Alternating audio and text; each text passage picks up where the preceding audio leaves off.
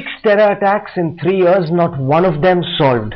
Senior police officers say they are fighting with their hands tied behind their backs because politicians have politicized the war against terror, and that charge is leveled most against Congress General Secretary Digvijay Singh, who is our special guest. Thank you very much, sir, for sitting on the hot seat. We want to begin by asking you, sir, why do you believe India is losing this war against terror? First of all, I strongly refute your charge. I have never politicized this issue. I have always held that it is the religious fundamentalism which leads to terror. What is more important is to curb the tendency for people to make speeches, inflammatory speeches against other religious groups. That sort of incites violence. Basically, the terror activities in India started mainly in the hinterland of India after Mr. Advani took out the Rath Yatra, which led to riots all over the country, which resulted in bomb blasts in Mumbai.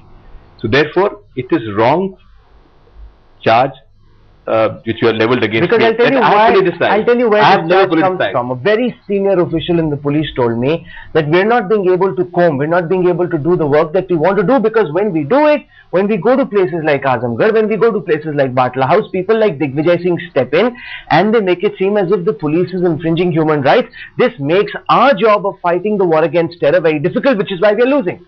Well, if that policeman has said this, he is not fit to be in the police services. He's charging someone else for his own failure. I would like to ask him, what has he done about those terror cases which have taken place before Batla House? Have they been able to convict anyone? Why this charge against me? I have always said, give them a free hand, but no interference at all. It is, I will charge the media also, and those people who have been leaking wrong information to media, and sort of charging people who are not involved. How many cases the police have been able to... But when the police is doing its investigation and a senior leader like you goes to a place like Batla House or Azamgarh and says things like these people are innocent, the ones who have been picked up, then it makes it very difficult for the police to do its job. You are picking out on Batla House. What about Delhi blast? What about Jaipur blast?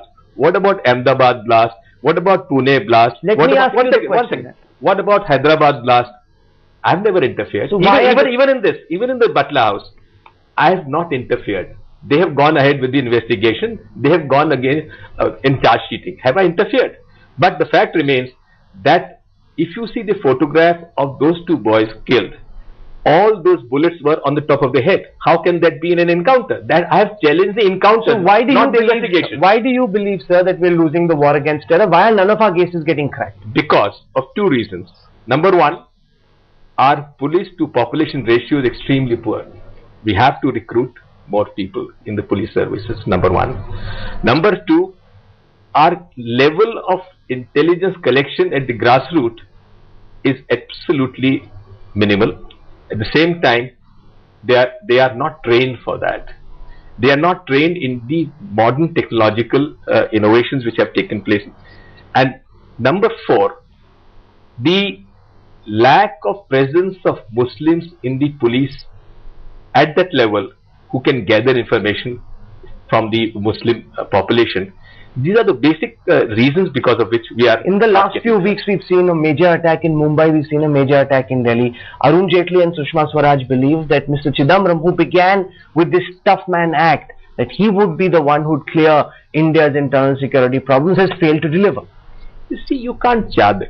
What happened to Mr. L.K. Advani? Mr. L.K. Advani, could he solve any case?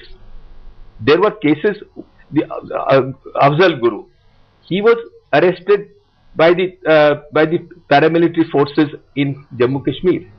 Why was he let off when Mr. Advani was the Home Minister? Why did the BJP government, NDA government, compromise with the terrorists and let off Mohammed Azhar?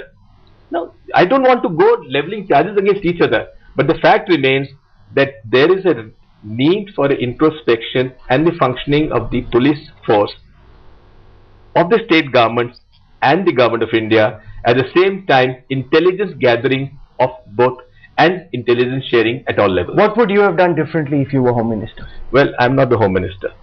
What would you do differently? Well, it's too hypothetical.